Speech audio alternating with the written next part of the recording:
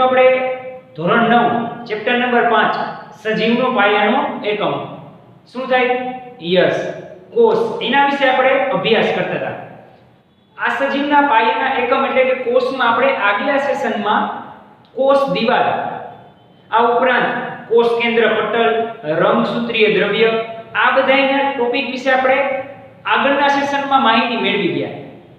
તો હવે આજના સેશનની આપણે શુભ શરૂઆત કોષ કેન્દ્ર આધારે સજીવ કોષના પ્રકાર કેટલા પડે છે? 2, એનાથી કરશું.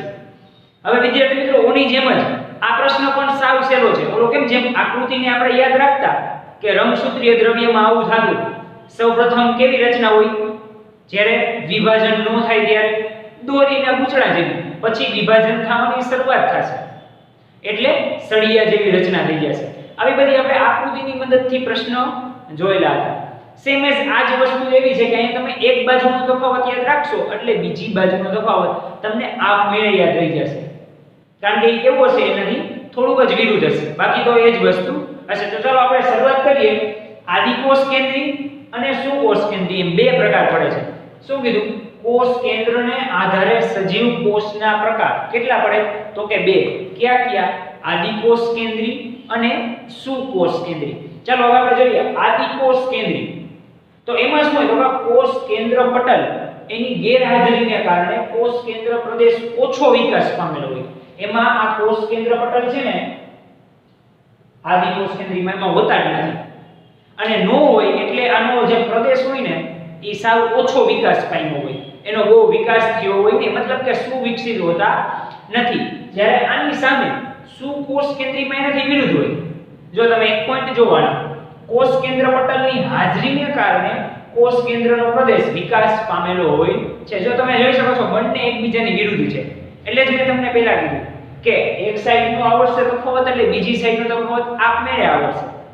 આદિકોષ કેન્દ્રીમાં શું હતું? તો કે કોષ કેન્દ્રનો પ્રદેશ છે એ ઓછો વિકાસ પામે. શું કામ?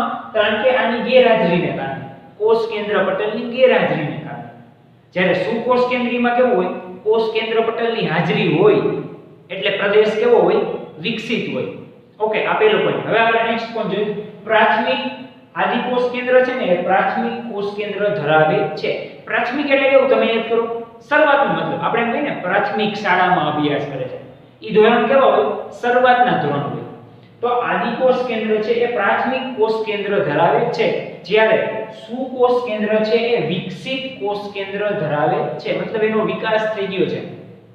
હવે એને એટલી બધી જરૂર નથી, આનાથી કેવું છે? એ વિરુદ્ધ છે.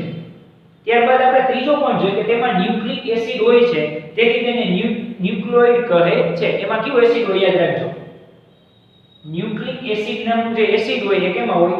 આદિકોષ કેન્દ્રીમાં હોય છે, અને આ ન્યુક્લિક એસિડ હોવાના કારણે એને ન્યુક્લિયોઇડ કહે છે. જ્યારે સુકોષ કેન્દ્રીમાં તો કે એમાં ન્યુક્લિક એસિડ તો હોય જ, એની સાથે સાથે એના રંગસૂત્રનું પણ આયોજન થયેલું હોય છે. 2 વસ્તુ હોય. ન્યુક્લિક એસિડ ફક્ત આમાં જ રહેશે, પણ સુકોષ કેન્દ્રીમાં ન્યુક્લિક એસિડની સાથે સાથે રંગસૂત્રનું પણ વ્યવસ્થિત રીતે આયોજન થયેલું હોય છે. અને આપણે જોઈએ એનો છેલ્લો પોઈન્ટ કે તેમાં કોષ કેન્દ્ર પટલ તેમજ કોષીય અંગિકાઓની પણ ગેરહાજરી હોય છે. એટલે કે એમાં 2 વસ્તુ, કોષ કેન્દ્ર પટલ જે આપણે ઓલરેડી આગળ જોઈ ગયા છીએ, અને બીજું કે કોષીય અંગિકાઓ આ હોતા નથી, એટલે કે એની ગેરહાજરી હોય છે. એક્ઝામ્પલ એનું તો કે બેક્ટેરિયાનો કોષ. તમે બેક્ટેરિયાનો કોષ કોઈ પણ લ્યો ને એટલે તમને આ બધાયમાં વસ્તુ જોવા મળે, અને જેની ગેરહાજરી હોય ગેરહાજરી. જેમ કે આમાં ન્યુક્લિક એસિડ છે તો એમાં જોવા મળશે, પણ આની ગેરહાજરી છે કોષીય અંગિકા અને કોષ કેન્દ્ર પટલ, તો એ તમને બેક્ટેરિયાના કોષમાં જોવા મળશે નહીં. એની સામે વિરુદ્ધ, આનાથી વિરુદ્ધ કે સુકોષ કેન્દ્રમાં કોષ કેન્દ્ર પટલ અને કોષીય અંગિકાઓની હાજરી હોય છે. એનું એક્ઝામ્પલ તરીકે વનસ્પતિ કોષ અથવા તો પ્રાણી કોષ. તો આપણે જોયું કે વિદ્યાર્થી મિત્રો, આ જો સાવ સિમ્પલ ક્વેશ્ચન હતો કે આદિકોષ કેન્દ્રી અને સુકોષ કેન્દ્રી 2 એકબીજાથી વિરુદ્ધ છે, એટલે કે તમને કોઈ પણ એકનો 4 પોઈન્ટ તમે યાદ રાખી લો એટલે બીજાના 4 પોઈન્ટ તમને આપમેળે યાદ રહી જશે. સેમ કે આની વિરુદ્ધ કે આમાં કોષ કેન્દ્ર પટલની ગેરહાજરી, તો અહીંયા શું હશે? હાજરી હશે. પછી અહીંયા પ્રાથમિક, તો માં કેવો હોય? સુવિકસિત. આમાં ફક્ત ન્યુક્લિક એસિડ, તો આ ન્યુક્લિક એસિડની સાથે રંગસૂત્રો પણ હોય. આમાં કોષ કેન્દ્ર પટલ અને કોષીય અંગિકાઓની ગેરહાજરી, જ્યારે આમાં હાજરી, અને એક્ઝામ્પલ તરીકે બેક્ટેરિયાનો કોષ અને પ્રાણી કોષ. તો આ સૌ સિમ્પલ ક્વેશ્ચન આપણે જોયો, તો આનો તમે સ્ક્રીનશોટ પણ વિદ્યાર્થી મિત્રો લઈ શકો છો. વિદ્યાર્થી મિત્રો આપણે જોયું કે કોષ કેન્દ્રને આધારે સજીવ કોષના બે પ્રકાર પડે છે, આદિ કોષ કેન્દ્રી અને સુકોષ કેન્દ્રી. તો એમાં આપણે જોયું હતું કે એકબીજાથી તદ્દન વિરુદ્ધ છે. એકના 4 પોઈન્ટ આવે એટલે બીજાના 4 પોઈન્ટ તમને આપમેળે આવે. પરંતુ જો તમને એક્ઝામમાં એવો પ્રશ્ન પૂછે કે કોઈ પણ એક વિશે માહિતી આપો, જેમ કે જે આપણો આગલો ક્વેશ્ચન છે, ટૂંકી માહિતી આપો ફક્ત કોનો, તો કે આદિ કોષ કેન્દ્રી કોષ, અથવા તો તમે એને પ્રોકેરિયોટિક કોષ પણ કહી શકો છો. તો આપણે કઈ રીતે પ્રશ્ન લખવો, કોઈ પણ એક જ કોષ વિશે પૂછ્યું હોય તો એના માટે આપણે અહીંયા ચર્ચા કરીશું. હવે પહેલા આકૃતિ જો, આ આકૃતિ છે એ આદિ કોષ કેન્દ્રી કોષની છે.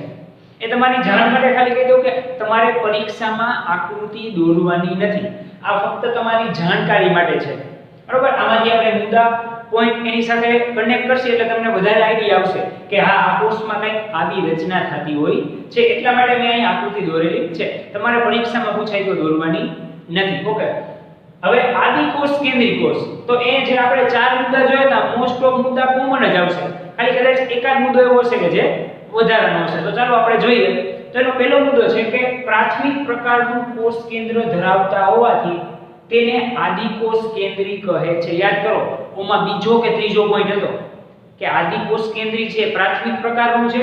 મેં એમ પણ તમને કીધું હતું કે આપણે પ્રાથમિક શાળાનું ઉદાહરણ લીધું અને ઓમાં કેવા હતા, સુવિકસિત હતા, સંપૂર્ણ વિકાસ થઈ ગયેલો હતો. સુકોષ કેન્દ્રીમાં, આદિ કોષ કેન્દ્રીમાં શું હોય તો કે એનું કોષ કેન્દ્ર છે એ પ્રાથમિક પ્રકારનું હોય. કેવું હોય? એટલા માટે એને આદિ કોષ કેન્દ્રી કહે છે.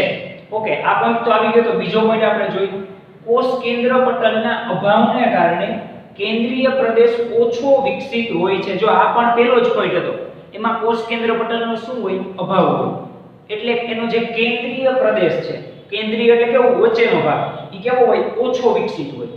અને ઈ જે વચ્ચેના ભાગને શું કહેવાય છે તો કે ન્યુક્લિયોઇડ કહે છે.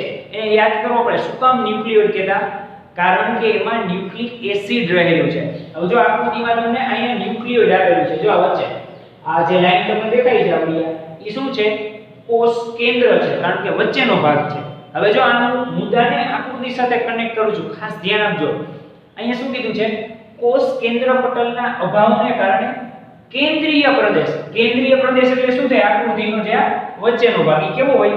ઓછો વિકસિત હોય, સંપૂર્ણ વિકાસ પામતો નથી. અને એને શું કહેવાય? ન્યુક્લિયોઇડ. તો જો મેં એરો કરીને લખેલું છે, આ ન્યુક્લિયોઇડ, બરોબર? આ જે આપેલું છે અહીં. અને એ ન્યુક્લિયોઇડમાં શું હોય છે તો કે ન્યુક્લિક એસિડ હોય છે, એટલા માટે એને ન્યુક્લિયોઇડ કહે છે. ઓકે, આ બે પોઈન્ટ ક્લિયર. હવે આપણે હજી આગળ વધીએ. વિવિધ અંગિકાઓનો પણ અભાવ હોય છે, એ પણ આપણે જોઈ ગયા હતા કે એમાં બીજી એક પ્રકારની અંગિકાઓ હોતી નથી. તો કે અંગિકા એટલે કઈ અંગિકા? એટલે કે કણાભસૂત્ર, હરિતકણ, રિબોઝોમ. તો બરાબર, આ તમે અત્યારે ખાલી નામ યાદ રાખો.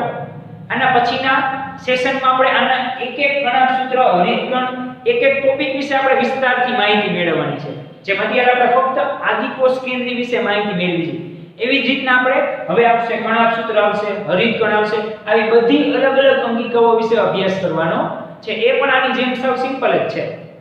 એટલે આમાં આવું કંઈ હોતું નથી. નથી હોતા કણાભસૂત્ર, નથી હરિતકણ હોતા, નથી રંગસૂત્ર હોતા. ઇન શોર્ટ બધી અંગિકાઓનો શું હોય? અભાવ હોય છે. અભાવ એટલે એમાં હોતી નથી. જો અહીં તમે પણ જોઈ શકો છો આકૃતિમાં, ક્યાંય એવી અંગિકાઓ લખેલી નથી. નકર એરો માર્યો હોય કે આને કોષ આ કે છે ભાઈ હરિતકણ છે અથવા કણાભસૂત્ર છે, આમાં એવું કંઈ હોતું નથી. જેમાં અહીંયા જો એરો મારેલો છે, કોષ દિવાલ. તો આગલા સેશનમાં યાદ કરો, કોષ દિવાલ આપણો પહેલો જ પ્રશ્ન હતો. શું હતો તો કે કોષની બહારનું જે સખત આવરણ છે એને આપણે શું કહેતા હતા મિત્રો? કોષ દિવાલ. તો અહીં જો તમે જોઈ શકો છો બહારનું આવરણ, એને આપણે કોષ કેન્દ્ર કહેતા હતા. હવે આપણે આગળ જોઈએ. આ અંગિકાઓની ગેરહાજરીને કારણે ઘણા કાર્યો નિર્બળ રીતે આયોજન પામે છે. હવે સ્વાભાવિક છે, ક્લાસમાં ટીચર ન હોય તો એ કાર્ય બરાબર થતું હોય નહીં. તમે જાણો જ છો કે જો કોઈ ક્લાસમાં તમે બેઠા હોય અને સર ટીચર ન હોય તો તમે બધા વિદ્યાર્થીઓ અંદરો અંદર વાતચીત ચાલુ કરી દેશે. તો આમાં બસ આના જેવું જ હોય. આવી અંગિકાઓ આવું હોતું નથી. એટલે કાર્ય તો થશે જ, તમે હોમવર્ક તો કરતા જ હોય, પણ એ કેવું કરતા હોય? જેવું તેવું વાતચીત સાથે હોમવર્ક કરતા હોય. ઓલું તો શું હોય, ક્લાસમાં સર હોય તો વ્યવસ્થિત હોમવર્ક થાય. અહીંયા સેમ જ એવું જ છે. આવી અંગિકાઓ હોતી નથી એટલે કાર્યો થશે, પણ કેવા કાર્યો થશે તો કે નિર્બળ રીતે કાર્યો થશે. ઈ કેવા હશે? સાવ નબળા કાર્ય હશે, એમાં વ્યવસ્થિત વર્ક થયેલું હશે નહીં. જેમ કે કાર્યો એટલે અલગ અલગ દ્રવ્યોનું અંદર જવું, એને આપણે વિનિમય કહેતા, યાદ કરો. વિનિમય એટલે શું? જરૂરી દ્રવ્યોનું અંદર જવું અને ન જોતા હોય દ્રવ્યોને બહાર ફેંકવા. તો આવા બધા કાર્યો થશે, અથવા બીજા કઈ અંગો બનતા હોય તો આવા બધા કાર્યો કેવા થશે? નિર્બળ રીતે થશે. તો વિદ્યાર્થી મિત્રો, આ સાવ સિમ્પલ 4 પોઈન્ટ આપણે જોયા. પહેલો શું તો કે પ્રાથમિક પ્રકારનું કોષ કેન્દ્ર ધરાવે છે એટલે એને આપણે આદિ કોષ કેન્દ્ર કીધું. ઓકે. બીજો પોઈન્ટ, કોષ કેન્દ્ર પટલનો શું હોય? અભાવ હોય. ક્યાં? તો કે એના કેન્દ્રીય ભાગમાં. અને આ કેન્દ્રીય ભાગને ન્યુક્લિયોઇડ કહે છે. ઈ ન્યુક્લિયોઇડમાં શું રહેલું હોય તો કે ન્યુક્લિક એસિડ. ન્યુક્લિયોઇડ ઉપરથી ન્યુક્લિક એસિડ યાદ રહી જાય તમને. ત્રીજો પોઈન્ટ, એમાં બધી અંગિકાઓની શું હોય? ગેરહાજરી હોય છે. એક્ઝામ્પલ તરીકે કણાક્ષસૂત્ર, હરિતકણ. અહીંયા તમારે ખાલી નામ જ યાદ રાખવાના છે, એના વિશે આગળ એટલી બધી ડિટેલમાં ચર્ચા કરવાની નથી. પણ હા, આપણે પ્રશ્ન આવશે ત્યારે ચર્ચા કરીશું, કારણ કે ઓલરેડી અત્યારે આપણને હેડિંગ શું છે? આદિ કોષ કેન્દ્રી સમજાવો. તો એમાં આ ખાલી નામ લખવાનું, એના વિશે ડિટેલમાં આપણે સમજાવવાનું હોતું નથી. અને છેલ્લો પોઈન્ટ કે અંગિકાઓની ગેરહાજરી હોય. આ અંગિકા એટલે કઈ? તો કે આવડિયા, કણાક્ષસૂત્ર અને હરિતકણ ઈ હોતા નથી. એટલે કાર્યો થાય પણ કેવા થાય? નિર્બળ રીતે થાય છે.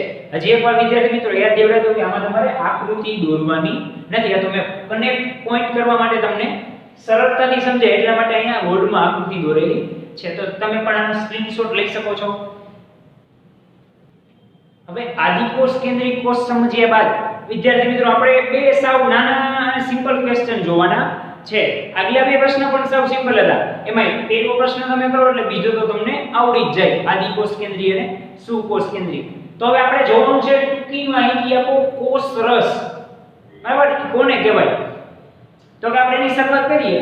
કોષ રસ પટલની અંદર આવેલા પ્રવાહીને, જો અહીંયા નામ જ એવું છે રસ. રસ એટલે શું હોય? એક જોતા જ ખબર લિક્વિડ ફોર્મમાં હોય. તો કે કોષ રસ પટલ હોય ને એની અંદર જે લિક્વિડ આવેલું હોય ને એને કોષ રસ કહે છે. એટલે કે કોષ રસ પટલની અંદર આવેલા પ્રવાહી શું કહેવાય? કોષ રસ. ઓકે, આ વ્યાખ્યા ક્લિયર? આ કોષ રસ પટલનો મોટો પ્રદેશ છે. એટલે કે આ કોષ રસ પટલની અંદર છે એ તો ફાઇનલ થઈ ગયું. જો અહીંયા છે કોષ રસ પટલની અંદર આવેલા પ્રવાહી. આ કોષ રસ પટલ હોય તેની અંદર પ્રવાહી હોય એને શું કહેવાય? કોષ રસ. અને આ કોષ રસ છે ને આનો સૌથી મોટો પ્રદેશ છે અને ખૂબ ઓછું અભિરંજક ગ્રહણ કરતો હોવાથી તે ઝાંખા વિસ્તાર તરીકે જોવા મળે છે. હવે જો વિદ્યાર્થી મિત્રો આ પોઈન્ટ ખાસ સમજો. ઓકે, મોટો પ્રદેશ છે પણ આમાં શું છે? ખૂબ ઓછું અભિરંજક ગ્રહણ કરતો હોવાથી. જો આ બધાને આપણે જોવા હોય ને તો એને કલર કરવો પડે. અભિરંજક એટલે કેવો? કે એમાં કલર લાગે નહીં, ટૂંકમાં કલર કરવું. પણ આ કોષરસનો ભાગ એવો છે કે તમે એમાં ગમે એવો કલર કરો એનામાં કલર લેશે નહીં. એટલે એ કેવો દેખાશે? ઝાંખો દેખાશે. જો ગ્રહણ કરતો હોવાથી તે ઝાંખા વિસ્તાર તરીકે જોવા મળે છે. કેવું ગ્રહણ કરે છે? ખૂબ જ ઓછું અભિરંજક ગ્રહણ કરે છે. બાકી જેમ કે કોષ દિવાલ છે, કોષરસ પટલ છે, આ બધાને તમે અભિરંજિત કરી શકશો. એને કલર કરીને તમે એને વ્યવસ્થિત જોઈ શકશો માઇક્રોસ્કોપમાં. પણ આ જે કોષરસ છે એ ખૂબ જ ઓછો કલર એની અંદર લે, એ અભિરંજિત થશે નહીં. ટૂંકમાં અભિરંજિત એટલે શું? કે રંગવું, એમ કલર કરવો. એટલે આ થશે ને એટલે કેવો દેખાશે? ઝાંખો દેખાશે. સ્વાભાવિક જ છે, આપણને કલર પૂરવાનું ચિત્રમાં કીધું હોય બરાબર, આપણે એક સ્કેચ પેન કલરથી કલર પૂરીએ અને એક સાવ આછી પેન્સિલ કલરથી કલર પૂરીએ તો એ પેન્સિલ કલર વડા કેવા દેખાશે? સ્વાભાવિક જ છે, ઝાંખા દેખાશે. શું કામ? કેમ કે વધારે કલર છોડતા નથી. તો આ એના જેવું જ છે. એ ખૂબ ઓછો અભિરંજક હોવાથી કેવો દેખાય? ઝાંખા વિસ્તાર તરીકે દેખાય છે. તેમાં વિશિષ્ટ પ્રકારની કોષીય અંગિકાઓ હોય છે અને આ બધી અંગિકાઓ કોષ માટે વિશિષ્ટ કાર્ય કરે છે. એમાં જો સ્પેશિયલ અંગિકાઓ છે, એના નામ શું છે? વિશિષ્ટ અંગિકાઓ. હવે એનું કામ શું હોય? અલગ જ કાર્યો કરવાનું. જેમ કે તમને સાવ સરળ એક્ઝામ્પલ આપું. ક્રિકેટ ટીમ હોય તો 11 જણા છે પણ તોય કોચ રાખેલા હોય ને. શું કામ? કેમ કે એ 11 ને ક્રિકેટ રમતા તો આવડે જ છે, છતાંય એની કંઈક હજી નાની એવી મિસ્ટેક રહી જતી હોય તો એ શું હોય? એ કોચ દ્વારા એને પ્રોવાઈડ કરાવતી હોય. એ આખું એ ગ્રાઉન્ડની બહારનું પણ એને જ્ઞાન આપતા હોય. તો અહીં એમ જ છે, એના માટે વિશિષ્ટ પ્રકારની અંગિકાઓ છે. તો વિશિષ્ટ પ્રકારની અંગિકાનું કામ શું? તો કે એ પાછું કેવું હોય? વિશિષ્ટ જ હોય, અલગ જ હોય. આ બધા રૂટીન હાલતો એ કામ ન હોય, એના કરતાં પણ કેવું હોય? થોડું હાયર લેવલનું હોય. તો આપણે જોયું સાવ સિમ્પલ. કોષરસ એટલે શું? કોષરસ પટલની અંદર આવેલો પ્રવાહી. હવે આ ઝાંખો દેખાય છે. શું કામ? કેમ કે ખૂબ જ ઓછું શું થાય છે? અભિરંજક થાય છે. અને એ કોષરસ પટલનો સૌથી મોટો ભાગ છે. અને એની અંદર વિશિષ્ટ અંગિકાઓ વિશિષ્ટ કાર્ય કરે છે. આ સાવ સિમ્પલ 3 પોઈન્ટ હતા, એ તમે આરામથી યાદ રાખી શકો. હવે વિદ્યાર્થી મિત્રો, આપણો આ સેશનનો લાસ્ટ ક્વેશ્ચન છે વાયરસ. બરાબર, તમે ઘણા બધા વાયરસના નામ સાંભળ્યા હશે. આ ઉપરાંત ન્યૂઝપેપરમાં તમે વાંચતા હોય તો આ વાયરસ વિશે જાણવાનું છે. ટૂંકમાં વાયરસ એટલે છે શું? તો કે વાયરસ એટલે એની સાવ કોમન વ્યાખ્યા કે સજીવ અને નિર્જીવને જોડતી કડી એટલે શું થાય? વાયરસ. બરાબર, કોરોના વાયરસ તો એનું એક ઉદાહરણ છે. એ શું છે? એક પ્રકારનો વાયરસ જ છે, કોવિડ-19. એ શું કરે છે? નિર્જીવ થી સજીવ એને વચ્ચે જોડતી કડી છે. જો આ વ્યાખ્યા સમજો.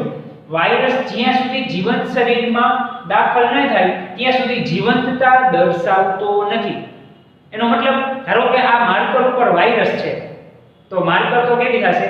નિર્જીવ થશે. પરંતુ આ માર્કરને ટચ કરી તો એ ટચ થી ક્યાં આવી ગયા?